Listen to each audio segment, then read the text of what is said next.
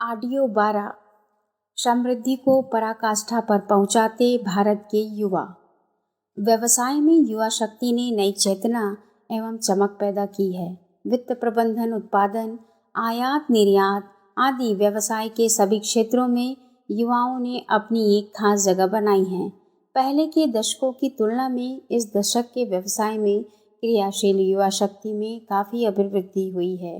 पहले कभी जिन व्यावसायिक क्षेत्रों में प्रौढ़ एवं वृद्धजन बागडोर संभालते हुए थे, अब वहाँ युवा अपने नेतृत्व का कौशल दिखा रहे हैं।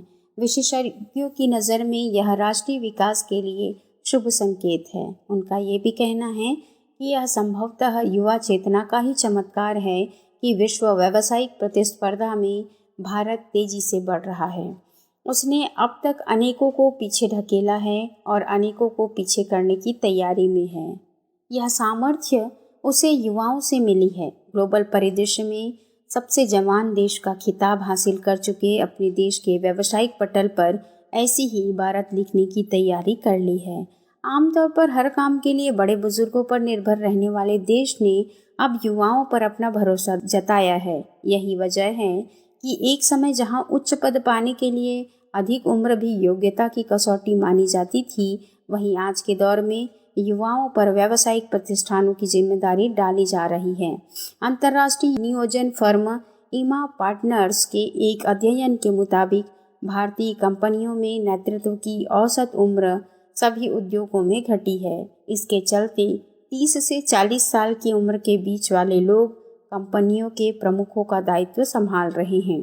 अध्ययन करने वाले व्यवसाय विशारदों का कहना है कि पिछले 5 साल के दौरान यह औसत आयु 9 साल तक कम हुई है। ईमा के प्रबंध निदेशक के सुदर्शन के अनुसार शीर्ष कार्यकारी पदों पर आज युवा लोगों की भरमार है। आईआईटी आधारित सेवाओं, बैंकिंग तथा वित्तीय सेवा क्षेत्र में यह रुझान प्रमुखता से देखने को मिल रहा है। अध्ययन में यह भी बताया गया है कि बैंकिंग एवं वित्तीय सेवा क्षेत्र में वर्ष 2006 के दौरान मुख्य कार्याधिकारियों की औसत आयु में भारी गिरावट आई है, जबकि 2001 में ऐसा कुछ भी नहीं था। विशेषज्ञ इसे 21वीं सदी में देश के उज्जवल भविष्य का शुभ संकेत मान रहे हैं। इसी तरह प्रौद्योगिकी और सॉफ्टवेयर सेवा क्षेत्र में सीईओ की औसत आयु इस साल काफ़ी कम हुई है। इस वर्ष यहाँ भी युवा शक्ति ने अपना प्रभाव प्रतिष्ठित किया है। व्यवसाय विशारद कहते हैं कि औसत आयु में आई गिरावट और इस तरह के प्रोफेशनलों की बढ़ती मांग के बीच गहरा संबंध है। इनका कहना है कि आईटी व बीपीओ वित्तीय क्षेत्रों में इनकी ज़बरदस्त मांग है। अधिक से अधिक युवा लोग यहाँ आ रहे हैं। इनका यह भी मानना है कि कंपनियों में मुख्य कार्यकारी की औसत आयु में आई गिरावट से विभिन्न क्षेत्रों में परिपक्वता बढ़ी है। आंकड़ों के आईने में देखें तो इस समय भारत का बेहद निखरा रूप नजर आता है। पिछले वर्ष प्रतिष्ठित पत्रिका फोर्ब्स द्वारा जारी अमीरों की सूची में केवल 12 नाम शामिल थे। इस वर्ष उनकी संख्या दोगुनी है। इतना ही नहीं, इस साल दुनिया की शीर्ष कंपनियों की सूची में 33 भारतीय कंपनियों ने अपने नाम दर्ज कराकर एक और मील का पत्थर गाड़ा है। पिछले दिनों हमारे सूचकांक ने अमेरिकी सूचकांक डी जोन्स की श्रेणी में शामिल होकर इतिहास के पन्नों पर सुनहरी इबादत दर्ज की है। कुछ समय पहले तक भारतीय संवेदी सूचकांक जहां 3000 से 4000 के आसपास घूमता था, वहीं अब यह बढ़कर 12000 के ऐतिहासिक आंकड़े को पार कर चुका है। अपने वित्त मंत्री इस संबंध में कहना है कि यह स्वप्न देश के युवाओं के सहयोग से साकार हुआ है। युवा जब से तेजी से व्यावसायिक क्षेत्र में आए हैं, तब से राष्ट्रीय व्यवसाय की प्रतिष्ठा एवं प्रामाणिकता बढ़ी है। कल तक जहां इस बात पर देश भर में हाय तौबा मची थी कि आर्थिक उन्नति की दौड़ में भारत चीन से पिछड़ गया है, वहीं आज युवाओं ने हालत बदल दिए हैं। अंतर्राष्ट्रीय आर्थिक अनुसंधान संस्थानों की रिपोर्टों में भारतीय अर्थव्यवस्था व व्यवसाय की शान में कशीदे गढ़े जा रहे हैं। बहुराष्ट्रीय संस्थान प्राइस वाटर हाउस कूपर्स की रिपोर्ट का कहना है कि आगामी 7 वर्षों के भीतर भारतीय अर्थव्यवस्था चीन को पीछे छोड़ देगी, जबकि गोल्डमैन सच कि ब्रिक्स रिपोर्ट में कहा गया कि 2012 तक भारतीय अर्थव्यवस्था चीन के साथ कदम ताल कर रही होगी। ब्रिक्स रिपोर्ट के मुताबिक 2050 तक भारत दुनिया की अकेली अर्थव्यवस्था होगी जो अपनी सर्वश्रेष्ठ विकास दर कायम रख पाएगी।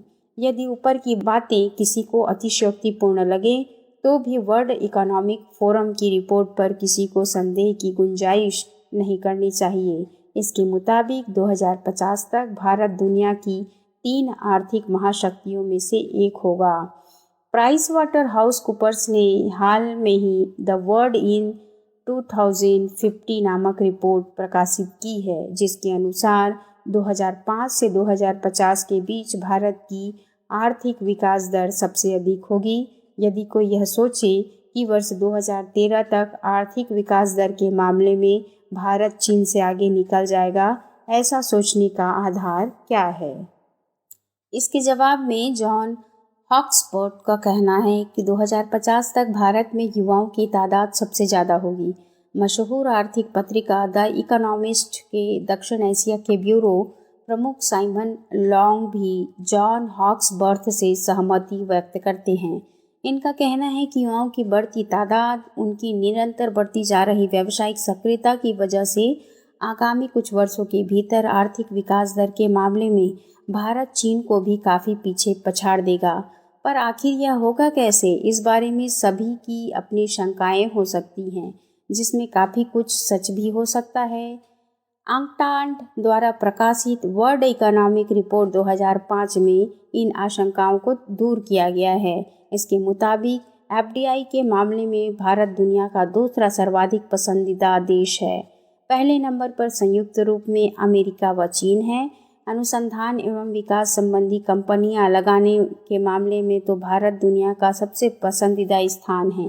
लंदन स्थित कैस बिजनेस स्कूल के प्रोफेसर सुशांत रोत के मुताबिक यदि भारत अपने बुनियादी ढांचे को दुरुस्त कर ले तो तकनीकी एवं व्यावसायिक ज्ञान से भरपूर युवा वर्ग और उद्यमी निवेशकों की बदौलत भारतीय अर्थव्यवस्था को चीन से आगे निकालने में वक्त नहीं लगेगा। रोथ के मुताबिक जहां तक विकास के लिए सामाजिक स्थिति का सवाल है, भारत का लोकतंत्र इसके लिए ज़्यादा अनुकूल है। चीन की शासन प्रणाली में निर्णय भले ही त्वरित रूप से लिया जाता हो, भारत की तरह निर्णय को सामाजिक स्वीकृति नहीं मिलती है। भारतीय आर्थिक think tank national council of employed economic research के सीनियर फेलो राजेश शुक्ला का कहना है कि भारत में विकास दर का मतलब है सामाजिक विकास, जबकि चीन में विकास किसी सामाजिक आयाम से कोई वास्ता नहीं है। भारत में अपने युवा शक्ति के बलबूते व्यावसायिक एवं आर्थिक महाशक्ति बनने की भरपूर क्षमता है। यहाँ समाज के सभी वर्गों के युवा अपने प्रतिभा व श्रम के बल पर तेजी से आगे बढ़ रहे हैं। उनकी व्यावसायिक समझ में आश्चर्यकारी क्षमता है। देश के पास यह ऐसा अतुलनीय संसाधन है जिसका कभी कोई तोड़ नहीं है। यही तो वजह है कि दुनिया के बड़े से बड़े व्यावसायिक प्रतिष्ठान भारत के युवाओं को तरजीह दे रहे हैं। भारत के युवा भी इस पथ पर तेजी से प्रगति कर रहे हैं। उनकी सोच बहुआयामी है। इसी के चलते अनेकों युवाओं ने ग्रामीण भारत को भी संवारने की ठानी है। ग्रामोत्थान को समर्पित एक युवा। ग्रामीण भारत को संवारने की जिम्मेदारी युवाओं पर है। कामकाज की खोज में गांव से पलायन, कस्बों और शहरों में आई जनसंख्या की बाढ़ के बावजूद गांव अभी भी महत्वपूर्ण है। राष्ट्रपिता महात्मा गांधी के द्वारा उच्चारित यह मंत्र भारत माता गांव में रहती है। कल भी सच था, आज भी सच है और कल भी सच रहेगा। गांव पूरे देश के लिए अन्न, शाक, फल की व्यवस्था करते हैं। शहरों की चमक दमक कितनी ही क्यों न चौंधियाए, पर गांव का किसान जब तक हमारा पेट नहीं भरता सब कुछ फीका है। सबके लिए जीवन जुटाने गांव के लोग ही यदि जीवन विहीन होने लगे तो यह देश के लिए लज्जा की बात है। गांव का विकास, ग्रामीण संसाधनों का प्रबंधन, ग्रामीण सामाजिक व आर्थिक स्थिति को सुधारने के प्रयास राष्ट्रीय जीवन की नैसर्गिक आवश्यकता है। इसे पूरा करने के लिए युवाओं को फिर से गांव की ओर मुड़ना होगा। शहरों में बसने वाले युवाओं की ही भांति ग्रामीण युवाओं का भी उच्च शिक्षा, तकनीकी ज्ञान के शोध अनुसंधान पर पूरा हक बनता है। यह हक उन्हें भी मिलना चाहिए, परंतु इन युवाओं के सीखे हुए ज्ञान का उपयोग केवल कुछ बहुराष्ट्रीय कंपनियां करती रहें, यह नाजायज है, नाउचित। केवल कुछ रुपये और थोड़ी सी सुविधाओं के लिए अपनी मिट्टी की सौंधी खुशबू को भूल जाना किसी भी तरह से ठीक नहीं है। गांव से मुंह मोड़ लेना अपने जीवन की जड़ों को काटने जैसा है। इसे किसी भी तरह से रोका जाना चाहिए। गांव की नींव यदि मजबूत बनी रहे तो शहर के कंगूरे भी चमकते रहेंगे।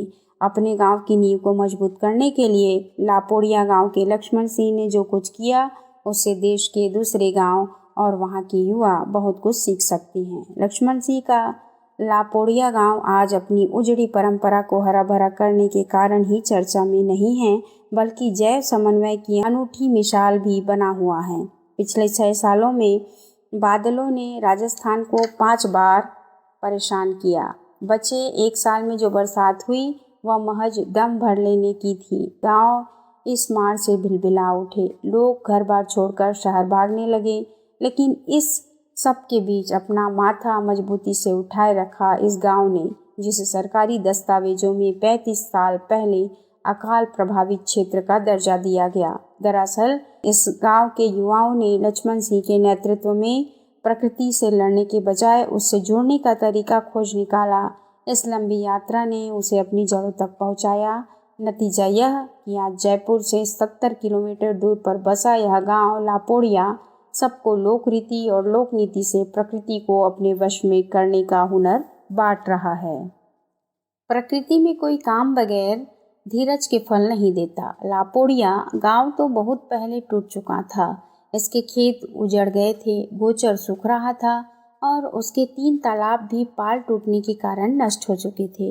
इस बुरे दौर में अनेकों परिवार गांव छोड़ गए, पर उस समय युवा लक्ष्मण सिंह ने हिम्मत नहीं हारी।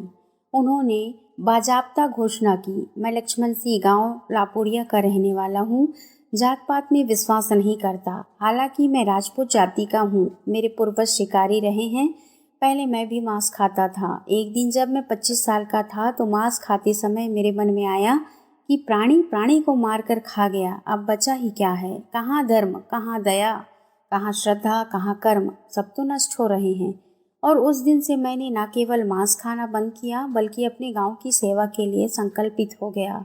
गांव के जागीरदार और राजा कहे जाने वाले लक्ष्मण सिंह अपने गांव के पुनरुत्थान के लिए सारे ठाट बाट छोड़ दिए। उन्होंने गांव के युवकों के साथ ग्राम विकास नवयुवक मंडल नाम का संगठन बनाया। हालांकि यह संगठन कुछ खास नहीं कर पाया। तभी उन्होंने गांधी शांति प्रतिष्ठान द्वारा प्रकाशित पर्यावरणविद अनुपम मिश्र की पुस्तक आज भी खरे हैं तालाब पढ़ी। इस पुस्तक को उन्होंने अपने साथियों को भी पढ़ाया। सबसे पहले उन्होंने अपने गांव के तालाबों का पुनर्निर्माण करने की ठानी। उनके साहस की कथा यह कहती है कि सबसे पहले उन्होंने अकेले ही इस काम की शुरुआत की। फिर उनके साथ आए राम अवतार कुमावत। धीरे धीरे और भी लोग साथ आते गए।